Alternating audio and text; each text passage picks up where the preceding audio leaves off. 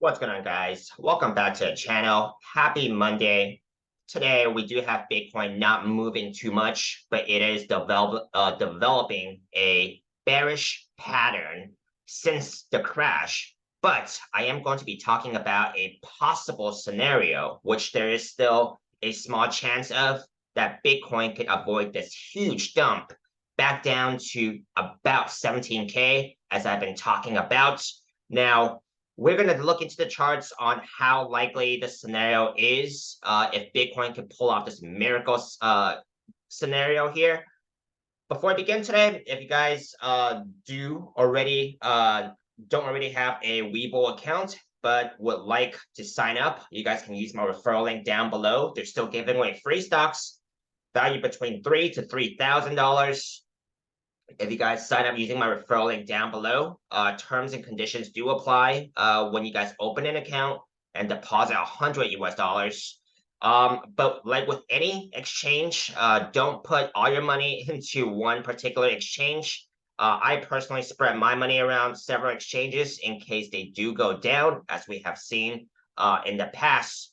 But I did like using Webull as a beginner's exchange to trade both crypto and stocks. Now, none of this is financial advice. I am not an elite trader of any kind, even though I am a profitable trader who has managed to keep most of my profits in the last bear markets, and I am looking to crush it in the next bull cycle here. So if you guys feel the same way, do give me a subscribe, give me a like. Now let's dive right into the charts here.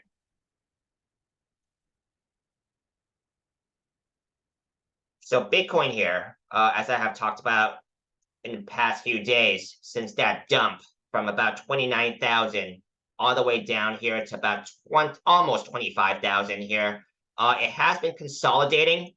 In the last couple of days, I did talk about there was a falling wedge pattern on the hourly time frame. Since we are getting more trading data here, I am seeing more of this pattern has evolved, and I am seeing more of a bearish pennant on the 6-hour time frame here, right? So bearish pennants usually break to the downside, okay? And I have a measure move of about 24.7K here, right? That is a measure move on estimates. And it usually breaks to the downside. Not absolutely. There are times when it could break the other way, right? There are no absolutes in this market. You really just have to continue monitoring what's going on in the markets and refresh your charts. There could be cases where it breaks, it looks like it has broken out, but it could be a fake out as well, and it breaks back into the pattern. If you guys know what I'm saying, do type a comment telling me that you have seen that before, right? Because that is not uncommon. Now, this is the 6-hour time frame. Let's take a look into a smaller time frame here where price action is obviously getting resistance from that 4-hour 21 SMA here, right? Now, this is not uncommon for price action to consolidate after a big move. So this is what I'm monitoring on a smaller time frame. Let me point out something that could be happening on a longer time frame here. So on this weekly time frame, let's do a recap of the candle close from last week. We did get a candle close yesterday, which is Sunday, at about 26.2. Okay, I was really leaning towards closing my long positions on Bitcoin and Ethereum, as well as my altcoin positions that I had open during earlier of this year. But as you guys know, if you guys been following me, I had Bitcoin and Ethereum leverage positions opened when it was at about 31.8, 31.9, which was not a good move.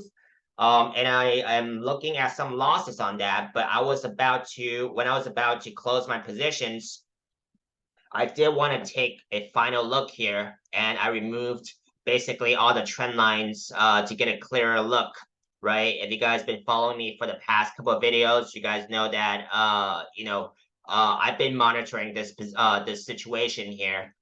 So it got quite messy with trend lines. After I have removed some trend lines and try to refresh my chart, I did take a look into the daily time frame, right?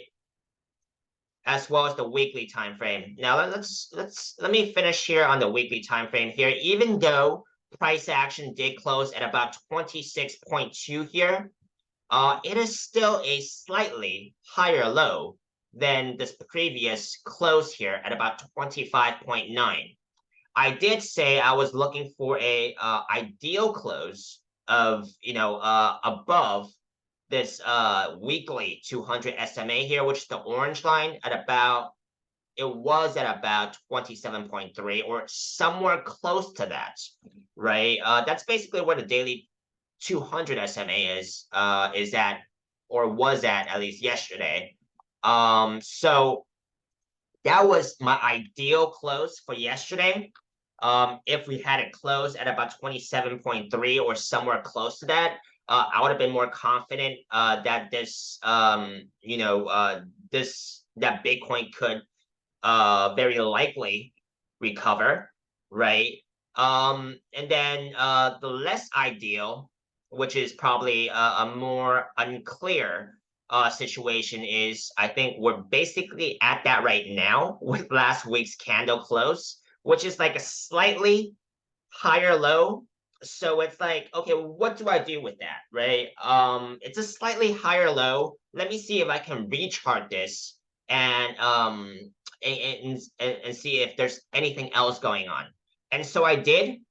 I took a look into the daily time frame here, and then this could still look like a rising channel, right? A rising channel typically still breaks to the downside, okay?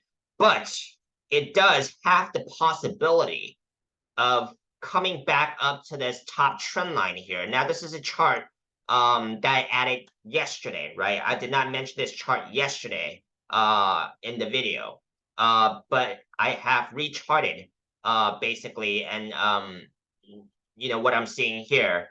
And this is the chart that I could potentially be looking at. And it is a rising channel, right? If the price action is able to stay within this pattern, there is still a possibility that the price action could come somewhere up in this top trend line here, which would be at least 32.3-ish. Now, that is a very, I'm just going to say it's a very hopeful scenario, right? Because rising channels usually break to the downside. You guys can Google that, right? So don't just take my word for it. It usually breaks to the downside, but if the price action actually comes back up here to the top trend line, I still think we have a cup and handle pattern intact. We do have the cup shape right here, and then this could still be the handle here if the price action comes back up to this top trend line here, which is a pretty long shot because we have, like I said, a rising channel, which usually breaks the downside. Another thing that I would probably look out for is that this could also be a bearish retest of the weekly 200 SMA or the daily 200 SMA, right? So in that case, that is something I'll be looking out for. The price action could basically just come back up to retest these moving averages before another dump, which breaks the rising channel, or it could have some type of double bottom here. That would be a pretty fast evolving situation, in my opinion, right? That is a scenario. You just really have to think of the scenarios that could happen, right? Because no one is perfect in calculating these scenarios. You just have to know what to look for in the charts. Let me also point out on the monthly time frame, because this is important. I do want to add a comment here from something I have not said before and honestly have not spotted before, which is the monthly 50 SMA, which is the gray line here, currently at about 26.2-ish, right? That is something to be paying attention to as well, because that is a major moving average, which gives validity of this bottom trend line I have here, which basically is this rising channel, right? So can Bitcoin pull off this miracle move? Or if Bitcoin actually, like I said, if it actually breaks about this level right here, which is the neckline at about, I would say if you start getting a wick, a daily candle, starts to wick down below this 27.8, 24.8, 24.7 area.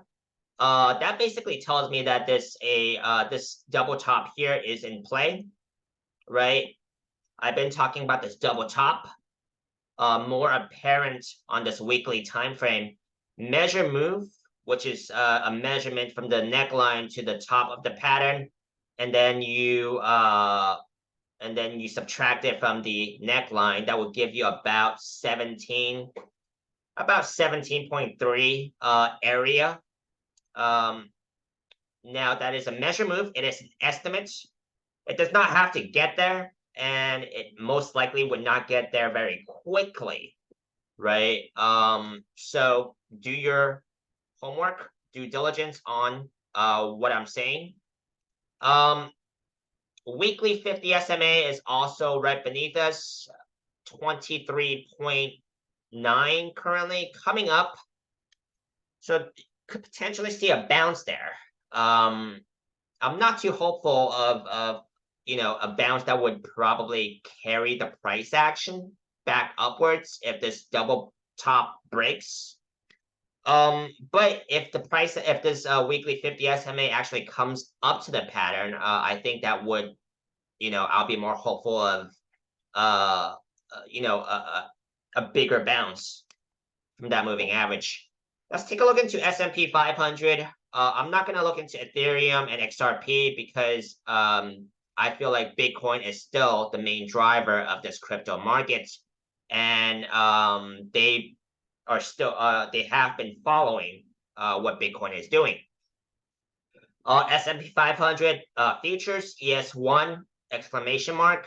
On this weekly time frame here, we do have the price action getting a bounce here, currently at about 4,400.